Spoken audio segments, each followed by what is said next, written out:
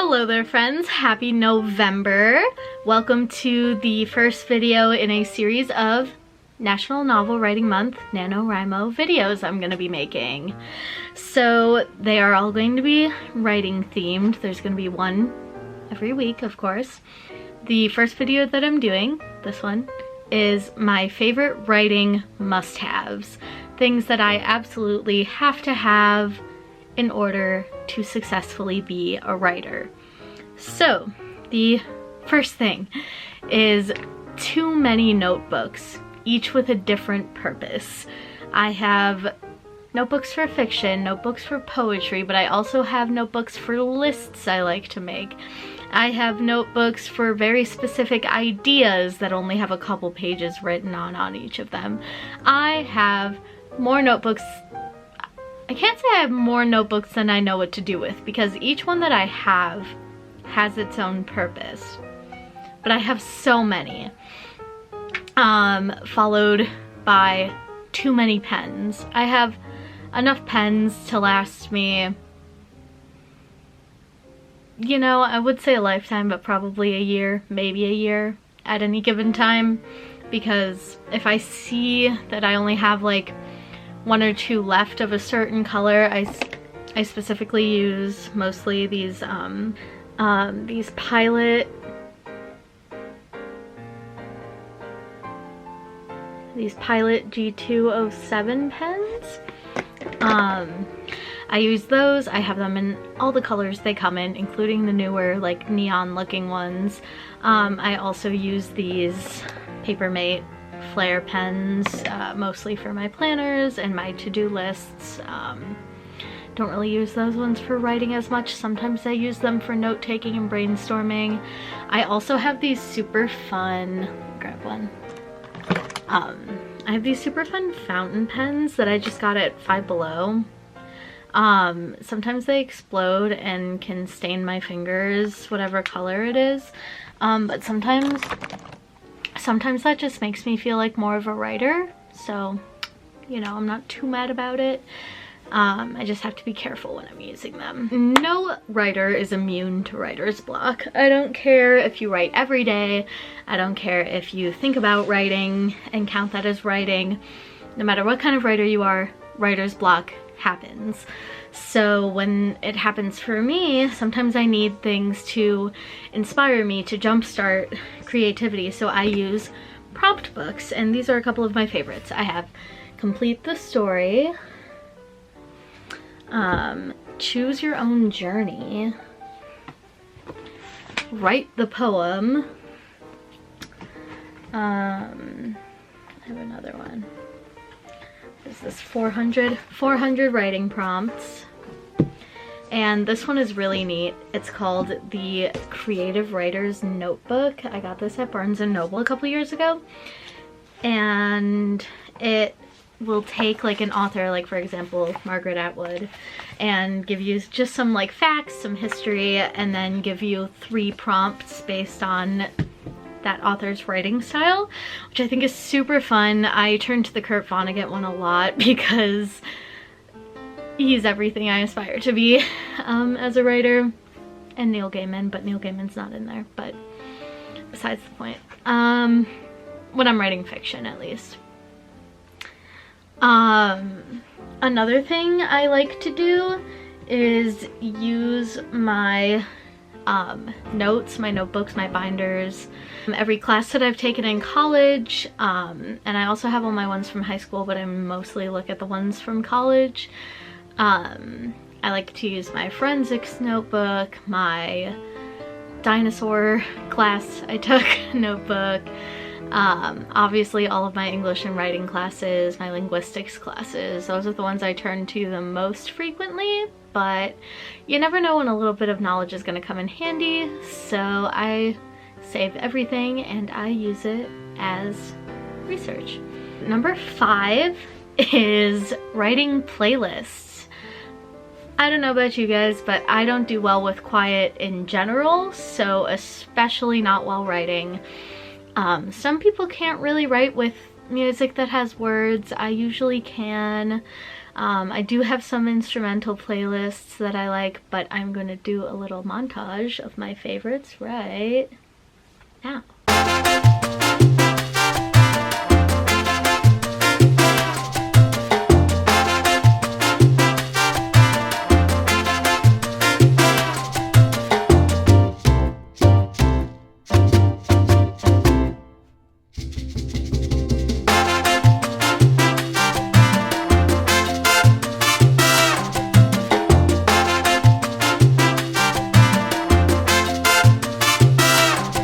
Wasn't that fun?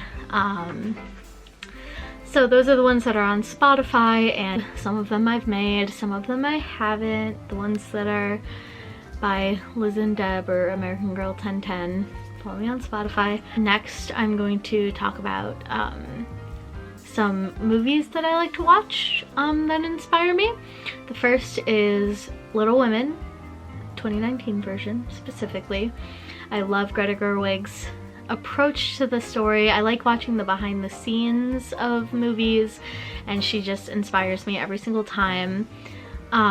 Beauty and the Beast, of course, you know, I want to create a fairy tale, create an adventure, and that's just the quintessential fairy tale for me.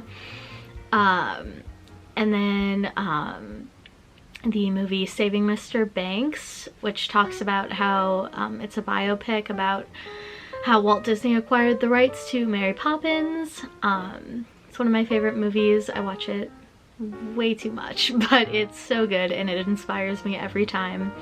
Along with the documentary on Disney Plus called The Boys, the Sherman Brothers story. It talks about how Richard and Robert Sherman wrote so many iconic Disney songs, but Robert Sherman, God rest his soul, is one of the greatest poets of all time. Absolutely stunning.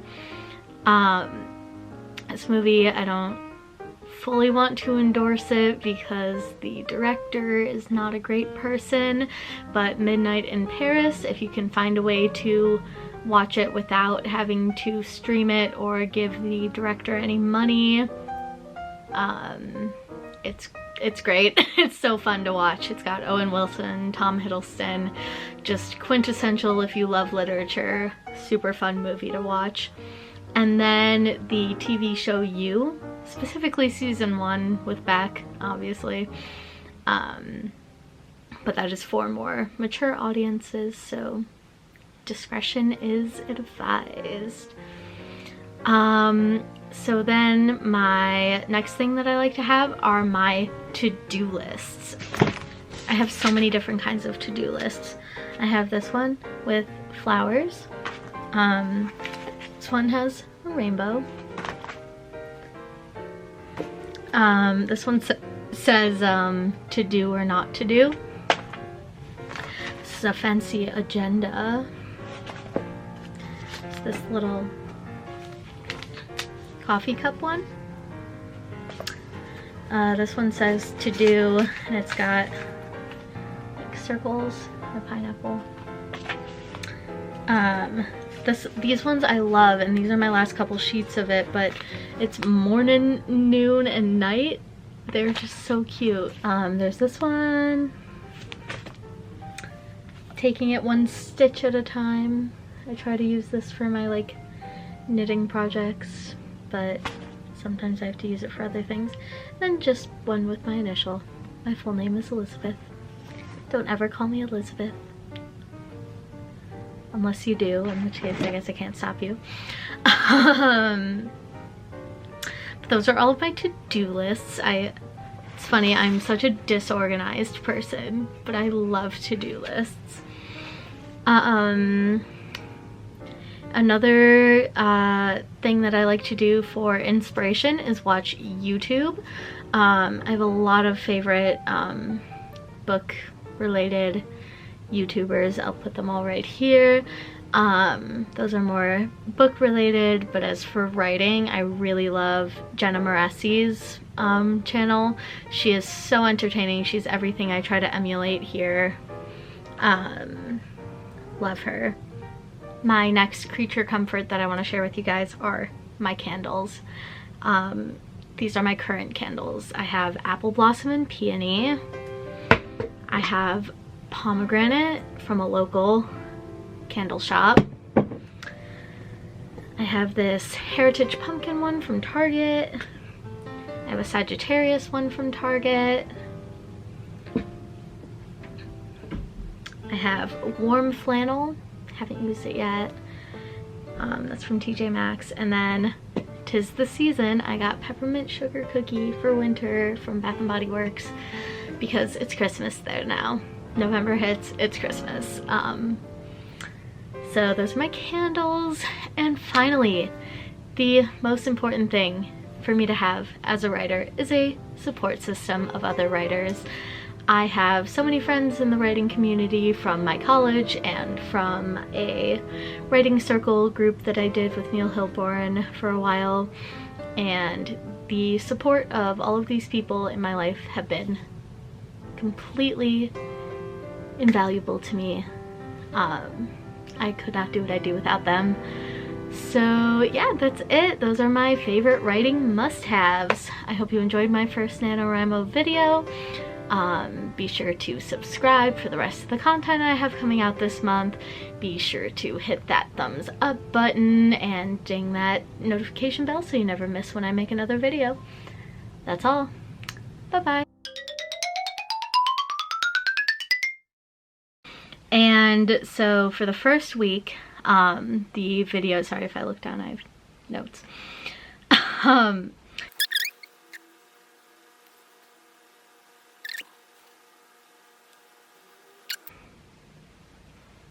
There we go. They don't stop coming and they don't stop coming and they don't stop coming and they don't stop coming.